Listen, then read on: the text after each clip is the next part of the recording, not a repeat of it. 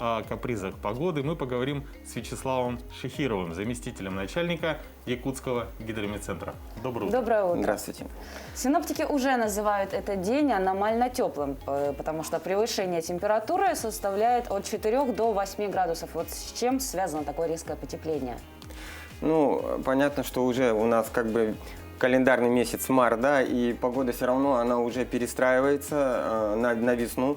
Сейчас будет очень активная циклональная деятельность, один циклон будет сменять другой. Вот, и с каждым разом будет заходить все больше тепла. Вот сегодня, получается, достигает такой апогей, да, тепла вот этого очередного циклона, который к нам пришел с Красноярского края, да. Вот, и сегодня вот температура максимально ожидается минус 7 градусов. Но также завтра уже будет немного прохладнее. Поэтому циклоны, вот, которые сейчас будут приходить друг за другом, они, конечно, будут заносить с собой все больше тепла на нашу территорию, да, но погода будет нестабильной. То есть она будет то теплая, то прохладная. Ну, вот так вот будет чередоваться. Вот. Ну, конечно, она будет сопровождаться снегопадами, умеренными, небольшими снегопадами, также усилением ветра. Вот также сегодня, да, у нас усиливается ветер, порывы будут от 8 до 13 метров. И вчера нами была выпущена консультация о неблагоприятном условии погоды. Это о том, что у нас в Ленском, Валекминском, в Мирнинском, Жиганском, в Сунтарском, Кобяйском, Вилюйском, Верхневилюйском районе ветер ожидается до 15-20 метров в секунду, а на Барском и Булунском районах от 18 до 23 метров в секунду. Это вот тоже пришел циклон с Красноярского края, он с севера, он пройдет через Жиганские районы, перейдет на Нижнеянский и вот создаст вот такую неприятную погоду. Ну, можно сказать, что вот этот теплый циклон, это, наверное, как подарок нам небольшой после такой холодной зимы. Были у нас аномально низкие морозы, да, то есть они продолжительное время были в Якутии. Температура Последний была... раз 10 лет назад, по-моему, была зафиксирована именно такая низкая примерно температура. так, да. Ну, я точно знаю, что синоптики ведут учет, ведут полный, да, вот эту фиксацию всех температур. А какие выводы были сделаны специалистами? Ну, выводы такие сделают по нашим морозам, это климатологи Гидрометцентра России. А наши синоптики, они занимаются, в принципе, такой краткосрочными прогнозами. Вот. Ну, эта информация, конечно, будет размещена на сайте Гидрометцентра России. А чтобы посмотреть вообще погоду народу, чтобы правдивую погоду, которая наблюдается вот сейчас, на данный момент, наши граждане могут посмотреть на нашем сайте управления УГМС-14, и он обновляется каждые 3 часа. То есть там по населенным пунктам температура воздуха, а каждые 3 часа новая обновляется по производству наблюдений.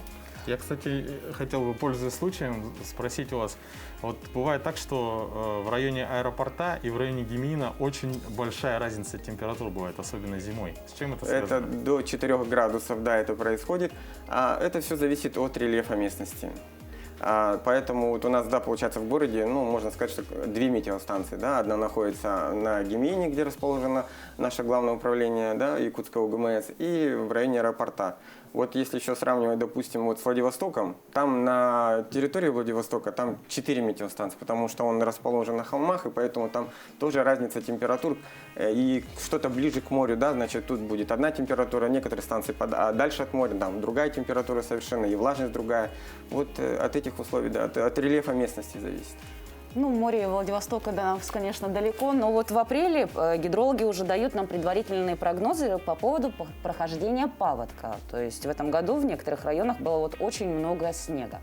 Ну и, соответственно, это может как-то сказаться. Вот на сегодняшний день вот по каким сценариям вот возможно именно ледоход вообще по Якутии в целом?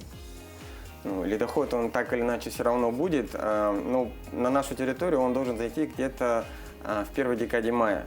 Да, и вот 6 марта нами была выпущена предварительная консультация о характере вскрытия, ну, прохождения весеннего половодья.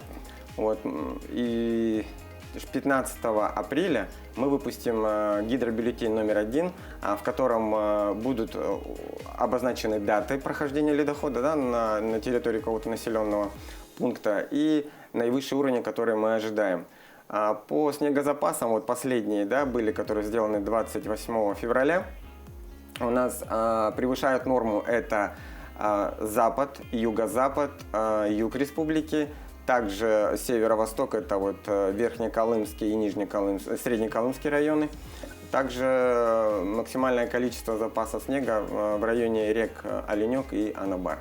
А в центральной части и в некоторой части, скажем, западной Якутии, там снегозапасы ниже нормы. То есть совсем маленькие. Вот в бассейне Вилюйского водохранилища там ниже нормы. Вячеслав, А спасибо. вот еще хотелось бы уточнить, вот когда все-таки солнышко уже стабилизируется, и снег подтает, и прям весна придет в нашу республику. Ну вот по предварительному прогнозу, что март месяц, он ожидается на 1-2 градуса выше нормы, то есть среднемесячных температур. И по Якутску это будет где-то 19-20 градусов со знаком минус. Но уже к концу марта дневные температуры могут подняться до минус 4, минус 9 градусов. И сегодня, даже не сегодня, а в ближайшие сутки, где-то числа 12-го, вот на территориях Ленского и Алекминского района возможны оттепели до плюс 2 градусов. Такая уже аномальная температура была зарегистрирована 8 числа. Это было в населенном пункте Тяня Алекминского района и на метеостанции Джикимда, то есть температура была зафиксирована плюс 1 градус. Вячеслав Анатольевич, большое вам спасибо за такие да. теплые новости. Вопросы, пожелания. Может быть, вы можете рассказывать о каких-то важных событиях в своей жизни. И вы можете все это отправлять к нам по номеру WhatsApp 8 914 273 44 88. Действительно, делитесь с нами хорошими, интересными новостями. Ну а вот в каких регионах России доступнее всего ипотека? А в каких городах оформляет ипотеку чаще всего женщины?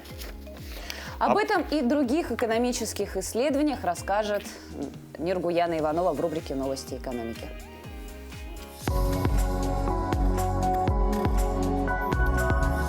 Названы регионы России, лидеры по доступности ипотеки. Ими стали Ямало-Ненецкий автономный округ, Магаданская область и Ханты-Мансийский автономный округ. В первой десятке рейтинга за прошедший год произошли заметные изменения. В топ-10 смогла войти Томская область, а Ленинградской области и Якутии удалось улучшить свои позиции в первой десятке. В конце рейтинга оказались республики Северного Кавказа. При этом в целом во время пандемии доступность жилья увеличилась из-за льготной ипотеки, но рост оказался достаточно слабым из-за роста цен на недвижимость в ряде регионов. По оценкам экспертов, прошедший год оказался абсолютно нетипичным из-за пандемии коронавируса, что в том числе сказалось на ипотеке и рынке недвижимости. Во-первых, вслед за снижением ставки рефинансирования до рекордно низкого для России уровня процентные ставки по жилищным кредитам также заметно упали. Во-вторых, для поддержания строительной отрасли правительство запустило новую программу льготного ипотечного кредитования, которая оказалась достаточно масштабной и успешной. В-третьих, из-за большого спроса на жилье в ряде регионов сформировался дефицит предложения, а цены выросли на десятки процентов. Исследователи также назвали города-миллионники, лидирующие по доле оформивших ипотеку женщин. В списке лидируют Екатеринбург, Красноярск, Москва и Тюмень. Такие данные по состоянию на март 2021 года содержатся в исследовании федеральной компании «Этажи». Среди городов численностью до 1 миллиона человек рекордные доли представительниц прекрасного пола, оформляющих ипотеку, зафиксированы в Ханты-Мансийске, Улан-Удэ и Нижневартовске. Исследование проводилось в 150 крупных российских городах. Около 72% женщин, оформивших ипотеку, имеют высшее образование. Их доля в общем объеме находится на уровне 63%. Россияне в преддверии 8 марта почти на 20% увеличили количество денежных переводов по номеру телефона и между картами. Обычный средний чек отправки средств в этом году составляет 11 061 рубль. Однако с 1 по 4 марта 2021 года он увеличился на 24% до 13 700 рублей. При этом количество переводов выросло на 19% в сравнении с первыми днями февраля. Эксперты связывают такую активность с желанием клиентов погасить долги перед праздником по кредитным картам. Продолжение темы. Доля займов, выданных микрофинансовыми организациями российским заемщикам на подарки к Международному женскому дню, не превысила в 2021 году 2-3% всех займов против 8% годом ранее, говорится в исследовании Национальной ассоциации профессиональных коллекторских агентств. По данным исследования, каждый второй мужчина в качестве подарка к Международному женскому дню выбирает цветы, косметику или недорогие ювелирные изделия. Приемлемая сумма на подарки для 40% респондентов составляет до 3000 рублей. Наибольшие суммы на подарки готовы потратить мужчины в Москве и Московской области, а также в Новосибирске и Красноярске. Это были новости экономики специально для «Утра Якутии». Выпуск подготовила Нургуяна Иванова.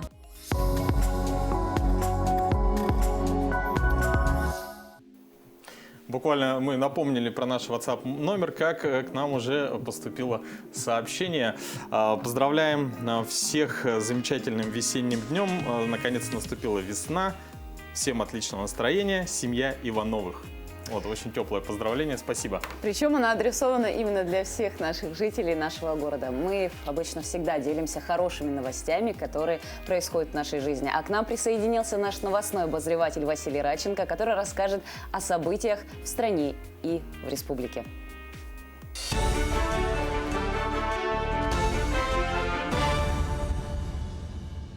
Правительство России расширило возможности досрочного выхода на пенсию для ряда профессий. Так, учителям, врачам, летчикам, пожарным, спасателям и ряду других категорий работников будут засчитывать в стаж работы периода обучения и дополнительного профобразования.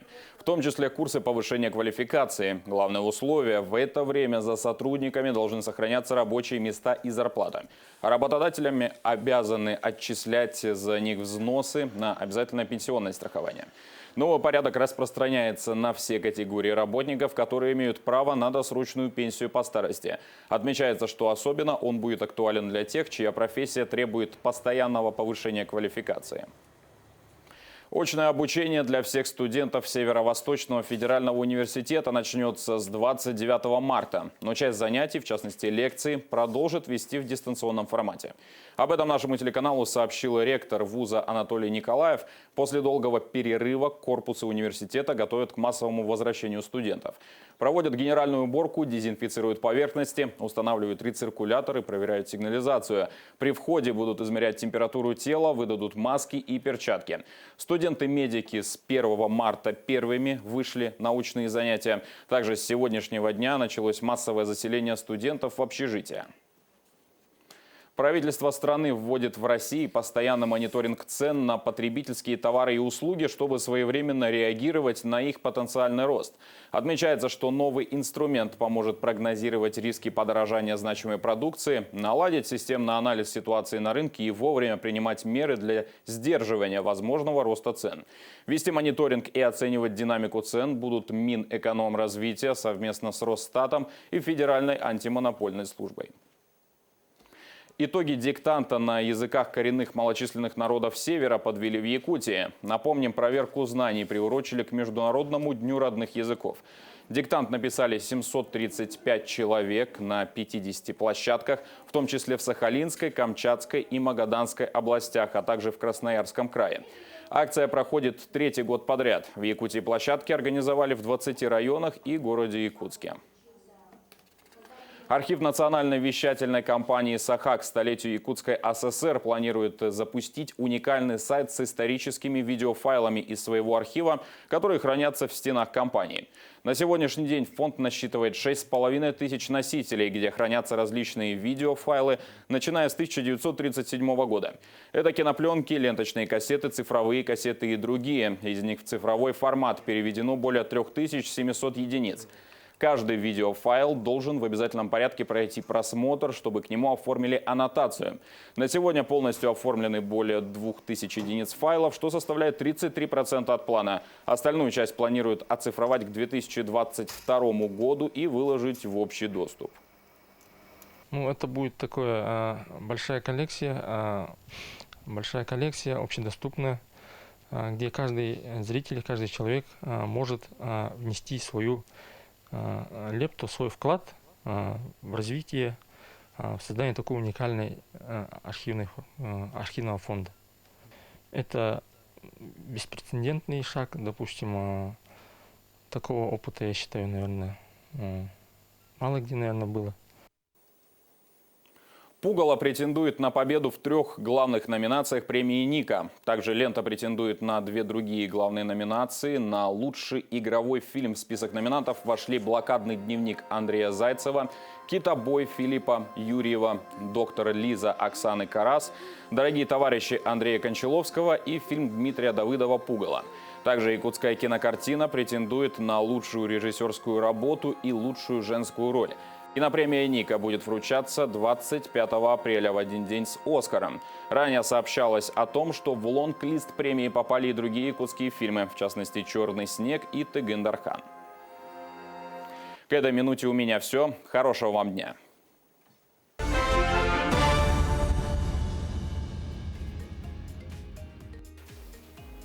Спасибо, Василий. Медосмотр – это процедура, которая сопровождает нас в течение всей нашей жизни, будь то медосмотр плановый в школе, либо шеферская комиссия, или медосмотр перед приемом на работу. Какие виды медосмотров вообще бывают и какие из них обязательны, мы сейчас узнаем в нашей рубрике «Советы юриста». Доброе утро! С вами рубрика «Советы юриста». И сегодня мы поговорим о медосмотрах. Медосмотры бывают 4 типа. Это предварительные, периодические, внеочередные и постоянные. Предварительные и периодические медосмотры обязаны проходить работники, работа которых связана с вредными или опасными условиями труда, подземными работами, работа которых связана с транспортом, а также работники организаций пищевой промышленности, общественного питания, торговли, медицинских организаций и детских учреждений. Внеочередные медицинские осмотры в соответствии с медицинским заключением обязаны проходить работники, работа которых связана с вредными или опасными условиями труда, подземными работами, а также работники, управляющие транспортом.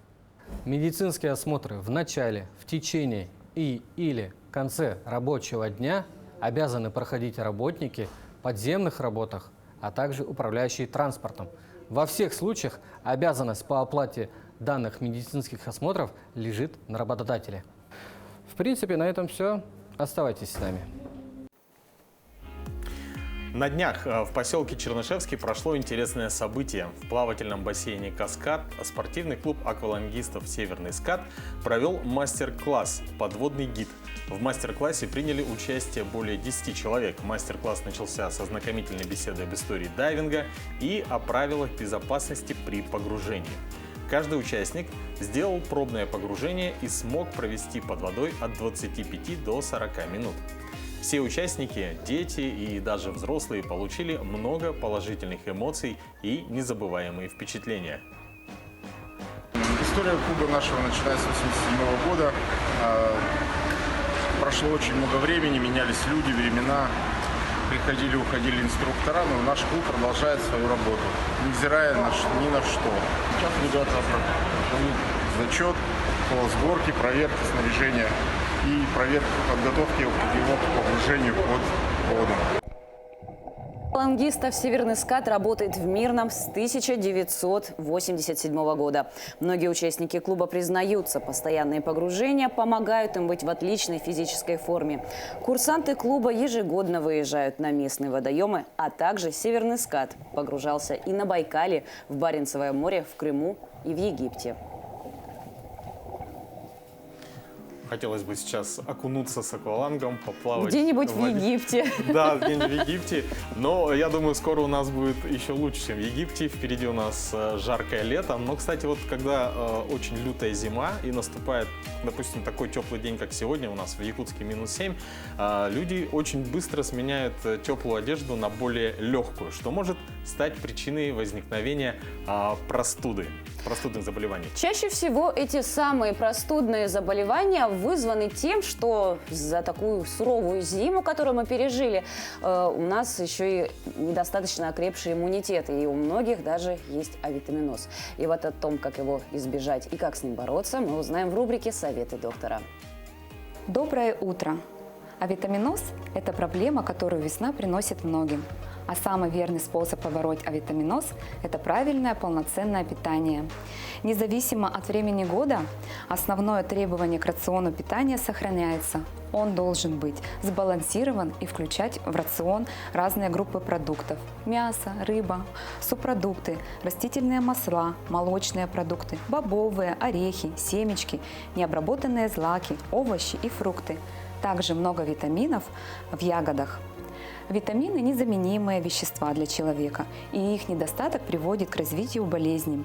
Основным признаком дефицита витаминов являются головная боль, бессонница, ухудшение зрения, проблемы с волосами, выпадение, ломкость, кровоточивость десен, язвочки на губах и полости рта, проблемы с кожей, сухость, ломкость ногтей, постоянная слабость, перепады настроения, боли в суставах. Витамины с лечебной целью назначаются при заболеваниях внутренних органов, а также при нарушениях пищеварительной системы, дерматологических болезнях или при повышенной потребности организма в витаминах при некоторых физиологических состояниях, например, при беременности и лактациях, травмах, операциях или после длительной болезни. Ярче всего симптомы недостатка витаминов отражаются на внешности человека, но опасен как дефицит витаминов, так и их избыток. Чтобы исключить возможность заболевания и получить рекомендацию по выбору поливитаминов, необходимо обратиться к врачу. Будьте здоровы! Это были очень полезные советы, тем более, что и у нас и из гидрометеоцентра сегодня был специалист и сказал, что погода будет переменчивая. Сегодня будет тепло, завтра будет ветрено. Так что, друзья, берите во внимание. Ну, а вообще, на самом деле, прошлый год он именно показал, что врачи-то у нас это на самом деле герои нашего времени. Хотя в то же время они остаются людьми, причем уникальными со своими хобби, со своими увлечениями. Действительно, и следующий сюжет тому подтверждение. Сюжет у нас из города Ленска, где медицинский работник Любовь Мыреева, она увлекается фотографией. Начинала она с фотопленки для семейного альбома, теперь это увлечение стало частью ее жизни. Посмотрела фотографии медицинского работника Мария Крутихина в нашем сюжете. Любовь Мыреева – врач-невролог детской поликлиники Ленска. 41 год она посвящает себя любимой работе с детьми. Но мало кто знает, врач их детей не только медик, но и фотограф. У Любови Прокопьевны более 2000 фотографий, участие в выставках и победы в конкурсах. За последние 3 года увлечение стало больше, чем хобби. Первую камеру ей подарили еще в школе. С тех пор поменялись технологии и стили съемок. Любовь Мыреева шла в ногу со временем. Училась сама, смотрела мастер-классы. Вдохновение черпает из окружения. Есть и любимый стиль фото. Я снимаю в контровом свете. Тогда, получается, они такие подсвеченные, все мельчешит, все светится, допустим, снежинки, пылинки, шерстинки, волосы девочек, там платьишко. В общем, игра света и тени, вот это меня больше всего привлекает. Сейчас фотограф с нетерпением ждет лета. Снимки природы самые любимые. Фотографирует врач детей, девушек в национальных якутских костюмах и, конечно, животных, которые с удовольствием ей позируют. Сейчас Любовь участвует в нескольких городских проектах, которые ленчане смогут увидеть в этом году. Марина Крутихина, Олег Соснин, телеканал «Алмазный край». Сейчас бы мы хотели вам рассказать об еще одном очень уникальном человеке, трудовая биография которого может служить одновременно и свидетельством важных исторических событий Якутии и примером бескорыстного и честного служения своему народу. Владимир Михайлов долгое время возглавлял Центральную избирательную комиссию республики. Именно под его руководством состоялись первые выборы президента Российской Федерации. Первые выборы президента Якутии, всенародное голосование по Конституции Российской Федерации и первые выборы Вилтумен. О том, как удавалось соблюдать беспристрастность в своей работе и чем сейчас увлечен Владимир Михайлов, а ему без малого 91 год, подробнее в нашем следующем материале. Работал в горнодобывающей отрасли в Алдане.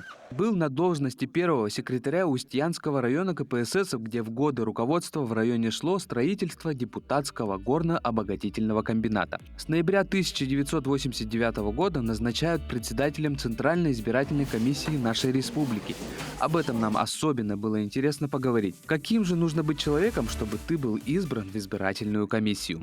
Это всегда видные авторитетные люди в состав комиссии. Это министры, это профессора могли быть там, это такие должностные лица, уважаемые в республике, известные, доверенные, и смысл-то доверенные, которым доверяют, по совести доверяют, а не только по юридическим каким-то канонам. Не могу сейчас вспомнить ни одного случая, чтобы кто-то из членов комиссии вот подыграл, пролоббировал, что ли, вот что-то вот прямо или косвенно какого-то кандидата. Годы деятельности Владимира Николаевича на должности председателя избирательной комиссии пришлись именно на распад СССР и образование Российской Федерации. Для него сперва первым делом был закон, требования закона, а потом уже остальное. Человек, умеющий отстаивать точку зрения, такой характер и нужен. Особенно избирательной комиссии, когда нужно отстаивать и доводить до своих оппонентов позицию избирательной комиссии. Я согласен с таким выражением, что свобода – это осознанная необходимость выполнять общепринятые правила поведения в обществе. Моменты трудовой деятельности Владимир Николаевич запечатлел в книгах, которые украсили частные библиотеки. Последние выборы президента в республике, рассвет и закат депутатского ГОКа. Эти книги могут быть интересны и полезны каждому. Зная наших героев, мы становимся свидетелями истории, а историю нашей республики пишет каждый из нас. Каждый из нас обязан знать свою историю своей страны, своего края, а уж тем более историю своего рода. И вот на помощь к нам приходит генеалогическое древо. Сегодня в нашей студии гость Петр Иванович Корякин, начальник отдела использования документов Национального архива Республики Саха-Якутия. Петр Иванович, доброе утро. А подскажите, пожалуйста, вот составление родословной, это всегда начинается с архива. Вот в последнее время интерес к своей родословной у жителей Якутии нашей растет. И вот как часто обращаются люди за помощью? Ну, вы, наверное, уже наслышаны, что у нас в республике идет постоянный генеалогический бум, вот уже который год. И поэтому поток посетителей по генеалогии у нас не ослабевает. Их становится все больше и больше. И поэтому, как говорится, Национальный архив цифровые документы выставляют в удаленный доступ. И теперь уже наши, значит, посетители, которые интересуются своей генеалогией, своим родословием, могут уже сидя дома, попивая чайку, кофе, так сказать, посмотреть по удаленному доступу на нашем сайте, получив, значит, необходимые коды и прочее. Там у нас памятка есть, хорошая памятка, есть еще и видеоинструкция по пользованию системой ASLR, вот эта корпорация ASLR, которая обслужила нас в свое время. Вот. И поэтому я считаю, что вот этот бум, который идет, он не ослабнет еще многие-многие годы. Вот. Поэтому для того, чтобы именно человеку подойти, значит, к своей генеалогии, надо быть подготовленным. Надо вначале узнать родословие свое, уже сидя дома, спросив у своих, значит, стариков.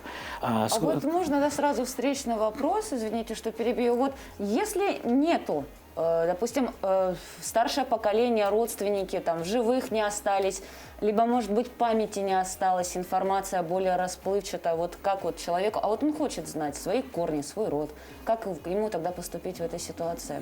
В этой ситуации не надо отчаиваться, надо прийти в архив, попросить консультации у специалистов, и тогда, конечно же, что-нибудь да найдется, потому что они работают по всем направлениям, не только метрические книги, поселенные, там по семейные списки, но для того, чтобы узнать генеалогию, можно даже просмотреть фотофонд просто и узнать людей на фото, да, и там еще и аннотации идут к этим, значит, групповым фото. Можно узнать людей, где они работали, составить его биографию, сопоставить факты и узнать, что вот, например, у нас такой случай был, например, Северов, один человек, который не знал даже, кто его отец, так мы ему дедушку нашли, потому что у него, оказывается, дедушка был священник, а священники записывались в клировых ведомостях. Они женились между собой, вот такой вот интересный факт был, поэтому они находятся как бы более, так сказать, легко, чем, скажем, те, которые жили в деревнях. А что делать, если, допустим, происходила по какой-либо причине смена имени и фамилии? Да, бывает такое, что смена имени и фамилии, например, у якутов были вначале дохристианские имена, потом они перевелись, значит, взяли на себя русское имя, но в то же время потом у них фамилия идет по имени отца. Если Петр, то Петров, если Иван, то Иванов. Поэтому получается, что для того, чтобы узнать, когда это произошло, смена имени и фамилии, надо просто заглянуть в метрические книги, надо фронтально просмотреть вот это все. Наши технологии сейчас вот это как раз позволяют нам, сидя дома, просмотреть на бесплатной основе. В Национальном архиве республики находится около 1,5 миллиона дел на различных видах носителей и на 17 языках мира. Национальный архив имеет большой фотоархив, а также научную библиотеку. Как часто пополняется архив и в последние годы есть ли какие-то уникальные архивные находки? Да, архив наш пополняется часто, потому что идет, пополнение по отделу комплектования. Предприятия, должны сдавать нам все свои документы по прошествии некоторое времени, и они это сдают. А вот именно по генеалогии у нас архивы пополняются тоже более-менее, так сказать, в фондообразователях идут сами личные фонды. Личные фонды, там тоже сведения по генеалогии. Люди составляют свою генеалогию. Тоже вот это с личными фондами идет к нам. Но если говорить о новых находках каких-нибудь в последнее время, то их полно. Находки у нас происходят часто на самом деле. Почему? Потому что мы работаем по различным темам и иногда натыкаемся на тот или иной факт, который заинтересует читателя, заинтересует аудиторию. Да? Поэтому, скажем, если интересные документы, какие у нас были, то по той же генеалогии, например, выправка 1832 года, выправка – это справка. Справка архивариуса Старостина, это начало 19 века, о родословии дворян Антипиных, которые тут жили, оказывается, у нас такие были дворяне. Они дали запрос через начальство свое, и им нашли. Их предков на основе той документации, которая хранилась и у них, и в архиве. Также у нас есть сведения о Степане Попове, который свою топографическую экспедицию организовал из города Оленска. Этот походный журнал Степана Попова люди знают, но когда говорится о таком интересном факте, как, не факте, а предположении, что где-то там, скажем, в Сунтарском улусе между Маркокой и Алгудахом зарыты какие-то котлы, даже недавно было, в Гугле нашли какое-то геологическое образование, похожее на котел. Дело в том, что этот сержант Попов имел инструкцию от начальства своего, от областного начальника и от даже, как бы теперь сказали, улусного начальника, тогдашнего начальника своего, о том, чтобы он нашел котел журумжальцев. А журумжальцы – это, предположительно, род Чурмчуку, который в Сунтарцах, в Сунтаре, и, те, которые и обожаемым ими котле, да, большого такого размера, и пещере, расселении в скале, которая всеми каменьями, своими цветами, дает о себе знать таким образом. И инструкции были о том, чтобы они это секретно все своему начальству донесли. Но, конечно же, Степан Попов не нашел эти троеножный котел, просто нашел маленький, но и большого котла он не нашел в это время. Но интересно факт, что он потом обосновался там, хотя мог унтер-офицером уже уехать в Центральной области. Но он обосновался там и стал жить, и, так сказать, пустил свои корни в Сунтарах. У нас еще интересные факты находятся в связи с какими-то юбилеями. Да? Например, Николай Егорович Мординов, Аматчигая, у нас юбилей в этом году 115-летие. Так мы уже опубликовали воспоминания Георгия Прокопьевича Башарина, известного нашего профессора-историка, о нем, да, и еще, поэта Кундюкура Стырова тоже о нем воспоминания интересные идут. Также у нас, если говорить о документах, которые бы вызвали интерес, и у читателей, то есть даже вот находятся у нас фотографии, как вы говорили, у нас в фотофонде, хотя, значит, есть еще и документы с конвертами, где находятся те же фотографии. И вот Нилькан, наверное, знаете, он не принадлежит не на территории нашей республики в Приморье, но в свое время входил в состав Якутской области.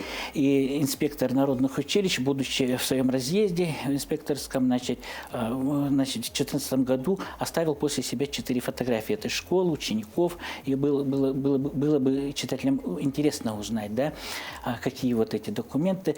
Также он еще и описал пещеру интересную, по ходу, значит, на тракте, и где, значит, они могли пройти только 100 метров, а пещера тянулась. Это будет интересно для спелеологов, если таковые у нас найдутся, да, потому что это практически люди знают даже сейчас там. Мы спрашивали, люди знают, где эта пещера. Поэтому можно установить при помощи документов и еще и местонахождение различных интересных геологических образований. Петр Иванович, сейчас прям заслушаться можно, это оказывается так интересно. А вот подскажите, в период пандемии вот вообще как изменилась работа архива? В период пандемии, конечно, в условиях ограничений у нас в архиве, как и во всех учреждениях, был введен масочный режим. Все вот эти, значит, наши ограничения были соблюдены. В то же время дистанция. В одном кабинете работал 1 человек. Вот. И до сих пор практически вот это все соблюдается. Все на удаленке были в свое время. Поэтому, конечно же, это отразилось на объемах работы. По какой-то части, по каким-то видам работ мы вот это все, можно сказать, скомпенсировали. И вы как бы сразу переключились именно на электронные вот эти вот Да, на электронные, да. Вот именно технологии новые. Вот у нас уже очень много освоили, значит, вот электронных выставок, видеовыставок. Вот это все вошло в обиход, потому что с людьми уже не встречаешься, уже, так сказать, больших собраний нет. Вот, поэтому приходится, и интересно, да, это даже пользоваться новыми технологиями. Петр Иванович, большое вам спасибо. Спасибо. За очень интересный рассказ. Интересно. Желаем вам успехов и поздравляем с праздником. Но если архивные документы могут нам многое рассказать, то иногда хотелось бы, чтобы и вещи тоже могли говорить. Сколько бы интересных историй они могли бы рассказать о людях, которые ими пользовались. Вообще, на самом деле, Руслан, твое желание практически исполнилось в нашей рубрике «История вещей». Сегодня мы узнаем историю на обычной полевой сумке. На самом деле, но она побывала повсюду. Давайте посмотрим в следующем сюжете. А сегодня я вам расскажу вот про эту вещь, которая, я думаю, хорошо узнаваема и знакома многим. Это полевая сумка. Вот оказалось, что наши соседи, которые жили с нами в доме, вот Екатерина Андреевна Кудинова, Екатерина Николаевна Илагина, первооткрывательница трубки «Мир», вот они жили совсем-совсем рядом. Но эта сумка, она не пустая. У нее внутри сохранилась вот такая специальная вещь. Это полевой дневник, который выпускала специально Академия наук СССР для тех исследователей, тех специальностей, которые ездят в экспедиции, которым нужно вести полевые дневники. И вот такой полевой дневник, маленький, в принципе, достаточно удобный. Здесь вот есть такие странички в клеточку, на которых можно писать или рисовать. И есть, вот что мне больше всего нравится, вот такие вот странички миллиметровые, на которых тоже можно делать, как раз очень удобно делать чертежи. Мне, как человеку, который работает в полевых условиях, вот очень этот полевой дневник нравится. И на обложке этого дневника есть надпись, сделанная рукой Екатерины Андреевны.